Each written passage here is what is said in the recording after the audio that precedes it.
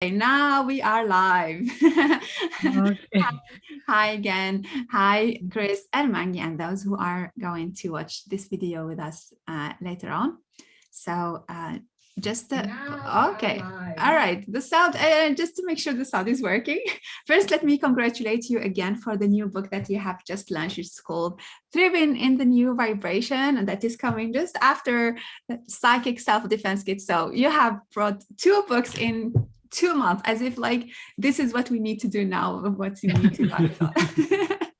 So today we're gonna be gonna ask you more personal questions about the best books, spiritual books that have transformed your life and made a very meaningful signification or meaning or gave meaning to your life and to your practice.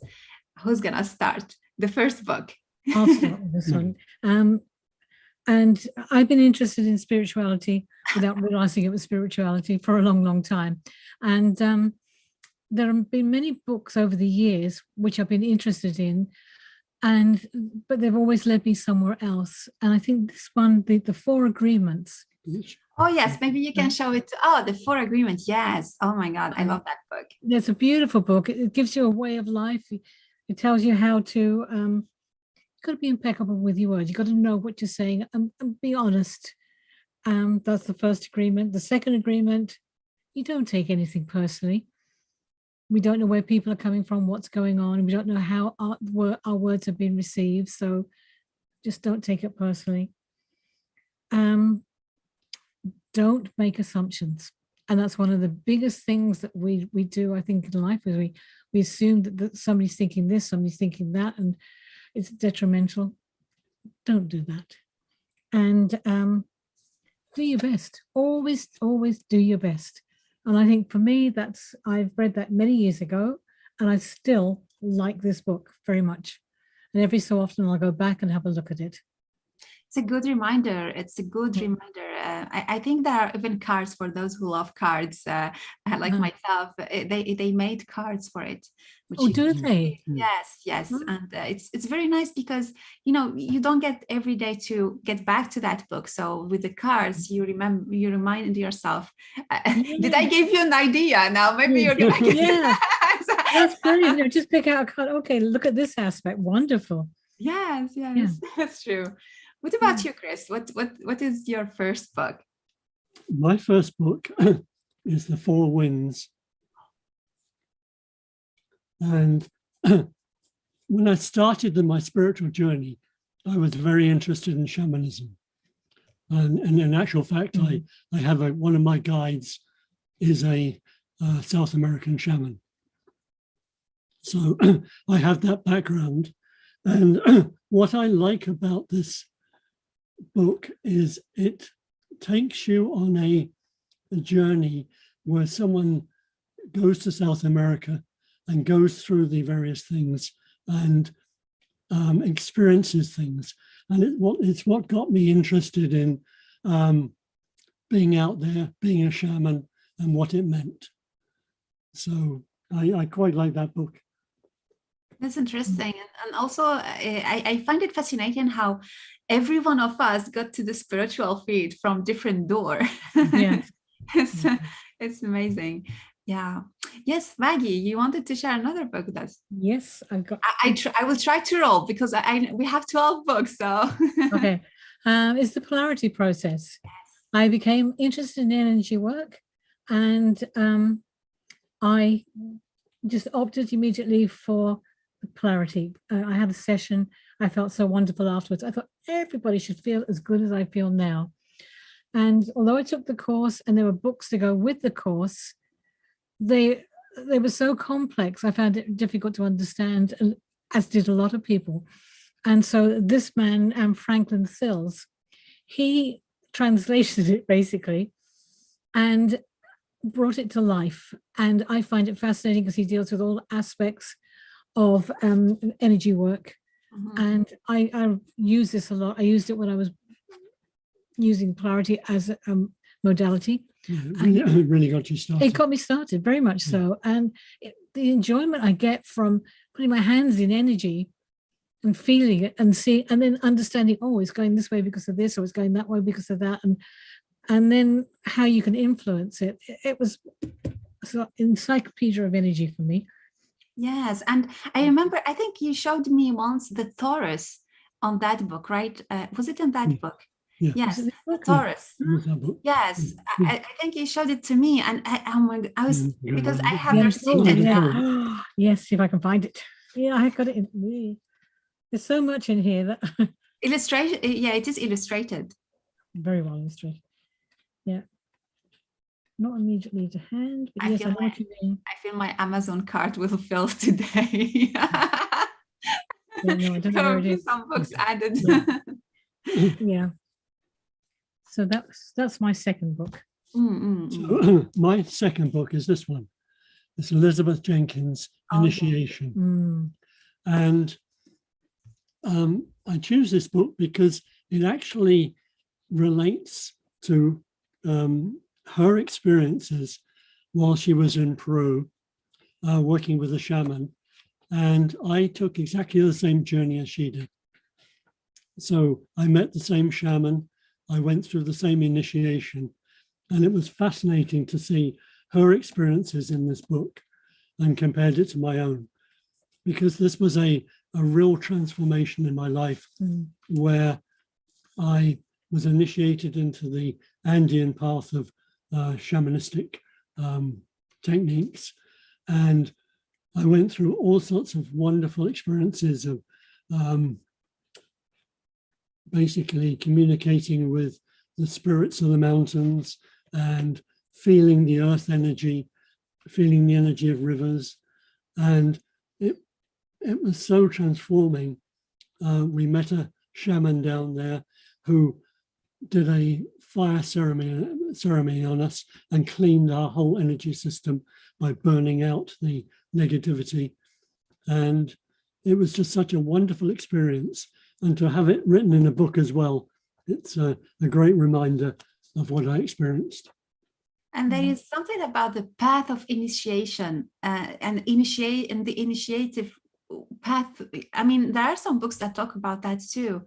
And how we can bring that transformation in our daily life, because that transformation is out of the usual habitat or the usual city you live in, the house and work. And I know that you worked as in engineering too, and things like that. So, how that initiation,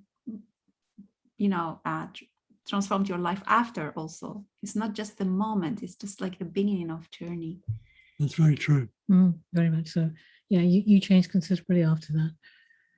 Yeah, it's nice. Maggie's happy with your change, Chris. I'm very happy with the change. Yes. So what's yours? My next book is it's Vibrational Medicine. Vibrational Medicine by Richard Gerber. Okay. And it's very, very interesting book. It deals with so many different aspects of psychic healing, crystals, working with nature, working with chakras. It's a very good overview of what is happening in the world. So it's taken me from the polarity, which was very specific, into something much bigger. So this is more worldly, and so I can refer to this every so often. If I get stuck, I can go, oh, okay, I need to look at this chapter. I need to look at that, and that I find is very helpful. This is beautiful. It reminds me of one of the books by Nikki Schooley about planetary healing or something like that, where she brings the alchemical healing, which is like more about the healing of people, and reminding them or reminding the souls of who they are and understanding the situation, to planetary healing. Well, this is it. It's in here as well about multidimensional healing. Yes, beautiful. Yeah, so it's a different aspect yet again. So I like that book. My next book is No Ordinary Moments by Dan Millman. Yes.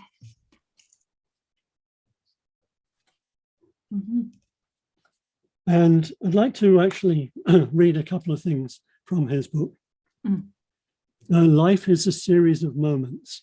In each, you are either awake or asleep, fully alive or relatively dead.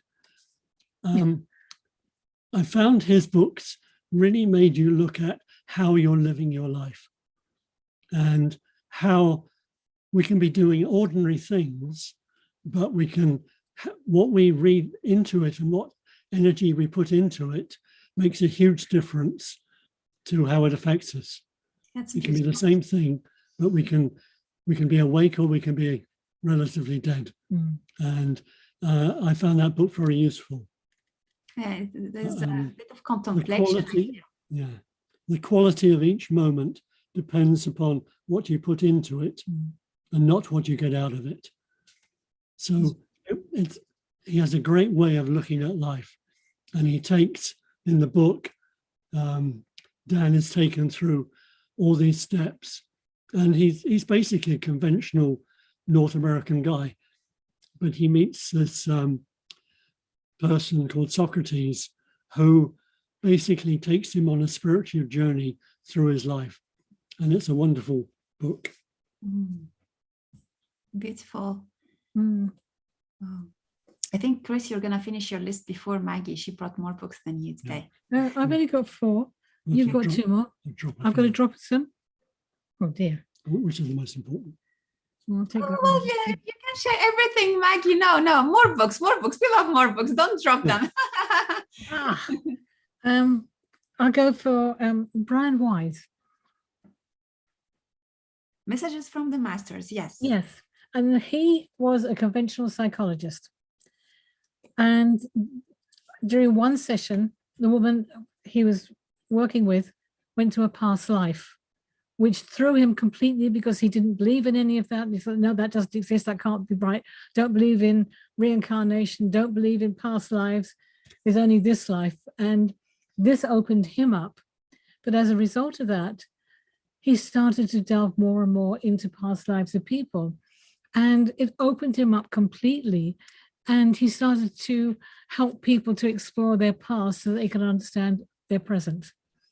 And I find it's very interesting, very, very interesting, because it's basically, you get back to love. Love is the ultimate emotion, and love is what you bring forward. But I think it was because he went from being a traditional psychologist into one who is much more open. I think he was ostracized by a lot of people when he first did that. You just don't do that.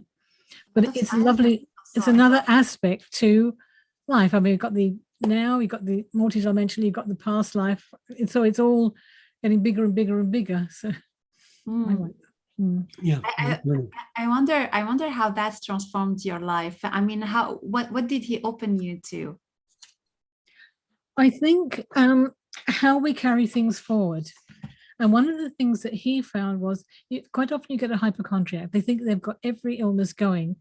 And what he found is when he traced back to past lives, they did have that ailment in a past life at that time, at that age when they were beginning to experience it now. So it was a thought form, basically, they had brought forward with them and was being reactivated. So so that gave us an idea when we were working with implants and thought forms as to look beyond what we have at the moment and go back and see what we can find. Wonderful. So that was very useful. Yeah.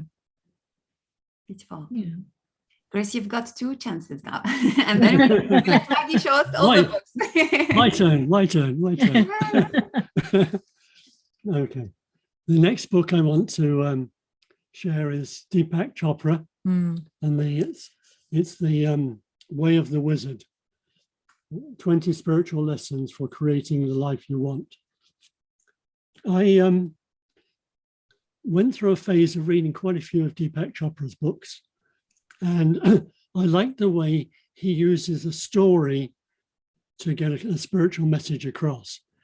So the story itself is fiction, but the message is true.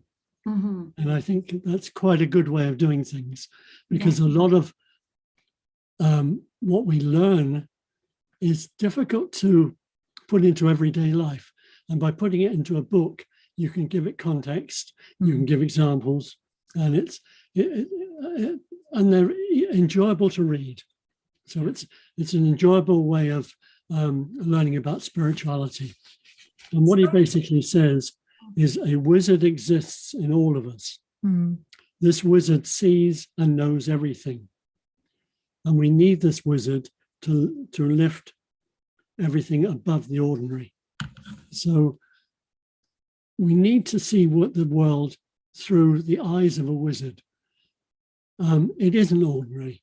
There's so much going on out there. There's so much beneath the surface. And we need to tap into that and become aware of it. So we need to become this wizard ourselves. And I find that's a good message to live by. And also about storytelling that you brought. I mean, this is how we have been transmitting knowledge for centuries and centuries. And it's really interesting that you are bringing this up. And I wonder how we can incorporate it to bring these new teachings that we are receiving to others through storytelling. I'm sure there are some who have that easy, but I think it's really a skill to relearn also, because we lost it. We don't sit with grandfathers and grandparents and grandmothers to read stories and listen to stories. We got used to them projecting to us stories like through images. So as if like it puts down the imagination, and the books can reawaken. We've lost that capability. Well, I think because now we don't tend to stay in the same community and the same neighborhood. We move all over the world. And as a consequence, we lose the contact, and we lose contact with our grandparents and with our aunts and uncles and brothers and sisters. And therefore, we don't pass things down anymore. And that's one of the disadvantages of moving, the ability to move. As much as it's nice to move, you lose that contact and you lose that tradition. Mm-hmm. Also, we lose even the skill of telling stories, because now we send pictures like, what did you eat? I wouldn't say I ate this and I put this and I found this, and it's too long. So taking pictures, snapshot, and send it, it's kind of easy. So I feel like we have to relearn that skill of storytelling too. Yeah, good point. Yeah. Actually, talking about stories, that's a good one. Oh, this is, yes. This is Richard Bach. Mm-hmm. He wrote Jonathan Livingston Seagull, and that was about a journey of life, but it was told through the eyes of a seagull. But this one is called One, and he's going through life talking about his interaction with his wife and his family. And then he's getting an insight in when they made the choice point of how that choice point played out. So each time he made a choice, he got to see all the repercussions from that choice, and all the different playouts from that choice. So it gave him a huge picture of the information he was bringing in from parallel lives. Is it parallel lives? Yeah, it is parallel lives. And so that is another expansion. Yet again, it's one person over multiple layers bringing all this information in, and you're living them out. Every time you make a choice, you live out that choice and the other choices you could have made. That's and that I find fascinating. Yeah, it brings you to be more cautious about the decisions. Yes. I'm going to make this choice, but what repercussions does it have? Not only on me, but on everybody else. And the importance of choice. Yes. It does control our life. Yes. Are we doing this to satisfy somebody else? Are we doing this to satisfy me? Does this help me to evolve, or does it confine me? And there is something I don't know about you, but sometimes I don't think that much about the repercussions, but I think more about like, how do I feel it within? Is it aligned with what I am, or is it aligned with my ego side, the way we call it ego, or with fear, or is it aligned with love and giving and sharing? And I find that that way of deciding is very helpful for me, and asking myself always that question, how can I be of service when I take that decision? Am I of service to myself, the I, yes, or am I the service of the I, of the big I? So it's kind of, that's very important. Yes. And it's very easy to give your power away at that point to somebody who, I can't do that because that will impact on this person. I couldn't do that to them. Whereas In actual fact, if you had made that choice, they would have benefited from it. But I love the way that that book you are talking about is bringing like this bigger view of the parallel times of the, oh, sorry, let me just switch off the heater. Forgot that one. But to see all these parallel lives and see the different timelines. yes, yeah, absolutely. Yeah. It's a concept that works well in a book like that because it's difficult to see that concept in real life. We know it's happening, but we're not always aware of it. Yeah. Yes, but by writing it as fiction, you appreciate what he's saying. Yeah. And I wonder if it's really fiction. I doubt it. I bet there's a lot of truth in there. Yes. So my last book, as I progressed along this journey of evolution, I like to read different people's feelings about evolution. And one of them is this one. It's The Road Less Traveled, The Unending Journey Towards Spiritual Growth by Scott Peck.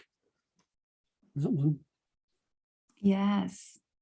And while I don't necessarily agree with all these people on everything, I find it's fascinating to see what their journey is, what they think is important in spiritual growth. And it helps me keep a wider view on things. So I read that one, and I read several other books in a similar vein that they make you think about things because they put down things and get you to question your assumptions, because quite often our assumptions are wrong. And books like this do help you question and really sort out what you believe and what you don't believe. So I find it useful. That's interesting. This reminds me, one of the latest books, I think I shared it with you, which is called The Myth of Contagion.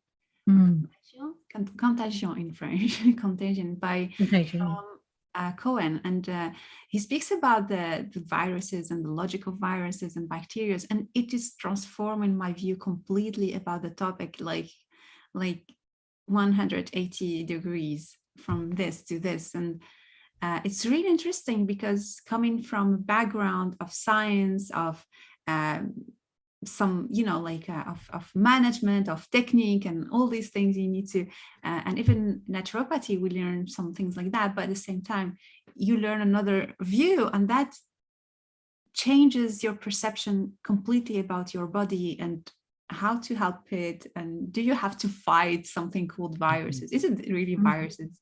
And he talks about exams and so on. It's really interesting. Open mind. But I feel like these type of books, we have to be open-minded to read them with kind of a distance and at the same time curiosity.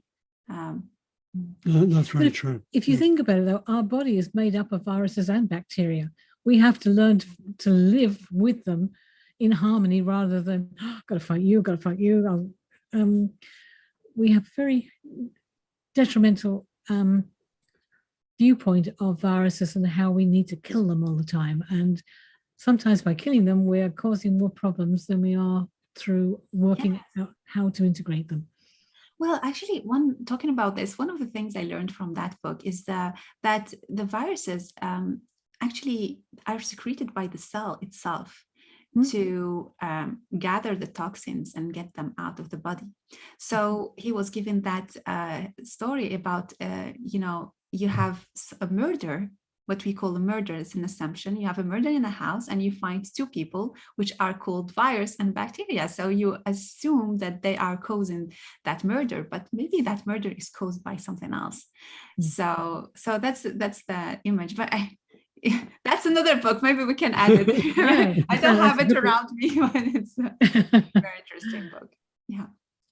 We've got time for two more? Yes, please. Okay. I've got this one here. And what's his name? Dr. Bradley Nelson. It's The Emotion Code. And I like this book, but I prefer the thought forms, because with this book, you think of an instance which happened during your life, and then you test to see what emotion is connected to it. So in many ways, you're going through the trauma again, although you do release the emotion of it. But it can take quite a while to get through to all of the aspects related to this emotion or the event. And that's why that got me interested in thought forms. And I found that the thought forms were easier to deal with than the actual going back to the emotion. You don't have to go back and relive. Although this is quicker than going to probably a psychologist or somebody like that, but I thought it was a good stepping stone for me, and it helped me to get into the thought forms and things like that. In the thought forms, and I remind our viewers that we talk about the thought forms in the book Tripping into the New Vibration, and also in the psychic self-defense kit. The thought forms are not only emotions; it's more than that. So I think we can. Yes. But maybe another time I will make it. Because, yeah, You need to take the course, and then we'll explain what thought forms are. Yeah. True. And then at the next course, by the way, talking about Tripping into the New Vibration, is the 16th of January, and it's 4 weeks. It's very affordable. You can check the link. I will post it below, and please join us. I've been studying and working with Chris and Maggie for some years now, and I really, really value their knowledge. And I think you are way ahead of your time. Well, thank you. Well, my last book is by Chris Macklin, and it's The Sacred Prayers. I use this on a daily basis. There's so much happening in our life at the moment, and it helps to center me. It helps me to focus, and it's a way of, although he doesn't like the word pray, but map of intent. Map of intent. Okay, map of intent. That's right. But he does ask for protection, and for everything in here, and things I wouldn't have thought of. Radionics. Let's have a look. Overcoming anger and victimization. Prayer to remove worldwide manipulation and darkness, just everyday protection from negative energies. But it's a book, and food, how to protect your food, enhance your food, how to protect the water. I use this daily and I love it, and I'm very grateful that I have found it. Very, very grateful. I just want to add that through Chris Macklin, I became aware of negative beings which are multidimensional. Yes. And I was not aware of those beings before, but because of Chris Macklin, I became aware of them, and we now routinely are able to remove them from people's energy field, because they are real and they are a negative influence on the person. So now we know what to look for, thanks to Chris. We can do something about it. So it's always a question of, getting the information to know what it is you're looking for. Because at one point we were going through, we constantly seemed to be defending ourselves. Whole day was spent looking after ourselves and thinking, this is not right, something's wrong. I need more information, and put out for, okay, I need help, somebody come and help. And he suddenly appeared on YouTube. And it's amazing. It's amazing, yeah. And he was talking and going, hey, that's what we're going through. That's what we're going through. Oh, well. And so it was so useful. So I bought his book immediately, and we've used it ever since, and it's made a huge difference. It really has. We now know what we're dealing with and how to deal with it. That's huge. Well, it was huge for me. But as you can encounter these things and not understand what you're encountering and not knowing how to deal with them. So a simple prayer can make a huge difference. That's beautiful. I mean, I could stay with you for all the evening to talk more about books, and I see like your library behind. Oh my God, there are so many other books that we can talk about. So maybe all of them have helped us at certain stages in life, because we've done different things, and these books were useful then, and then we moved on to something else and they were useful, and then we just keep evolving, really. And it's part of our journey. yes, it is part of our journey. Sacred journey. Yes. Anyway, I thank you very much for being here, part of this video, to share your 12 spiritual books that have changed your lives. And actually, I hope people will get to know also these books that and that maybe they can change their lives too, driven into the new vibration. And Psychic Self-Defense Kit, 2 books that work very well together, and the upcoming course, which is a practical course about thriving into the new vibration, practices about how to live in harmony and get back health and wellness after 2020 for these new vibrations. So Maggie, Chris, I hope to see you soon. I don't know if you have something else just to finish or just a word. Just thank you for the opportunity.